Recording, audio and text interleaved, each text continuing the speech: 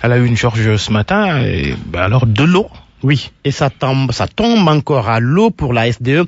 La Sénégalaise des eaux est à nouveau écartée du marché de l'eau. Libération révèle que le comité d'évaluation des offres mises en place par l'État a encore choisi Suez dans le cadre de l'appel d'offres international relatif à la gestion de l'eau. Mais selon mon confrère, le rapport dressé dans ce sens devra néanmoins être validé par la direction centrale des marchés publics avant la publication de l'attribution provisoire. Et l'on parle de recherche et développement d'armement made in Sénégal. Les Échos soulignent pour le déplorer que le ministère de la Recherche et de l'Innovation bloque le projet et brise l'élan d'un brillant ingénieur sénégalais. Serigne Mokhtarba travaille avec l'armée depuis 2008. Il confie avoir fabriqué des gilets pare-balles, des roquettes, un lanceur de roquettes multiples, entre autres armements. Problème, le projet est bloqué depuis 3 ans malgré les instructions données par le chef de l'État. Ainsi, Serigne Mokhtarba alerte Macky Sall et les Échos soulignent qu'ayant refusé des contrats en or d'autres pays de la sous-région, le spécialiste des armes soutient qu'il va rester au pays et mener le combat car on ne peut pas continuer à détruire les scientifiques sénégalais ou les pousser au départ. Le président Macky Sall entendra peut-être le message. Il boucle aujourd'hui 7 ans à la tête du pays. Oui, 7 ans au pouvoir, précise Réumi Quotidien. Macky Sall a été élu le 25 mars 2012. Le quotidien le rappelle d'ailleurs à sa une, non sans faire le bilan de son mandat. Le journal affirme que sur le plan économique et social, Macky Sall peut se targuer d'un bon bilan, mais sa gouvernance a divisé les Sénégalais durant son septennat.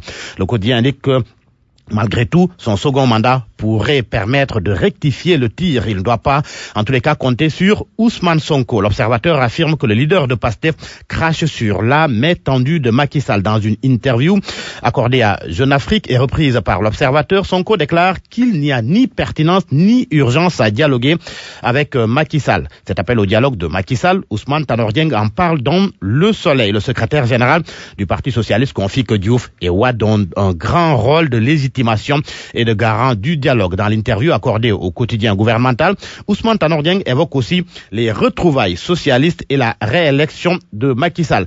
Macky Sall, un opposant guinéen, lui demande d'intervenir au Mali. Cela fait suite au massacre qui s'est déroulé au centre du Mali. 130 Peuls tués au Mali. Dans un post sur Facebook, le journal Réumi nous apprend que le vice-président de l'Union des forces démocratiques de Guinée, Bahouri, principal parti d'opposition, donc Bahouri interpelle les présidents sénégalais et guinéens sur la situation sécuritaire en Afrique de l'Ouest. Il a d'ailleurs lancé son appel en réaction, donc on le rappelle, au massacre de plus de 100 Peuls dans le centre du Mali. Le journal LAS s'émeut de ce massacre et titre génocide des Peuls en cours.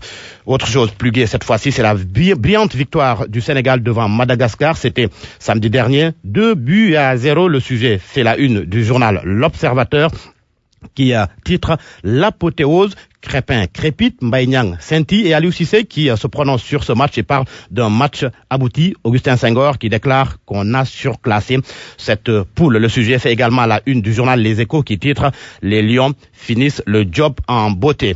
Le journal Vox Populi rapporte des propos de l'entraîneur des Lions après le match des Lions face à Madagascar. 2-0 donc. Aliou Cissé qui déclare que l'ossature du groupe qui doit aller à la CAN est là. D'ici là, j'espère que nos joueurs seront en forme et qu'il n'y aura pas de blessures. À la une du journal Source A, c'est El Hadj Ousseynou Diouf, l'ancien international sénégalais, qui note Aliou Cissé et ses gosses. Il y a eu beaucoup de déchets et c'est lent, fait savoir El Hadj Ousseynou Diouf.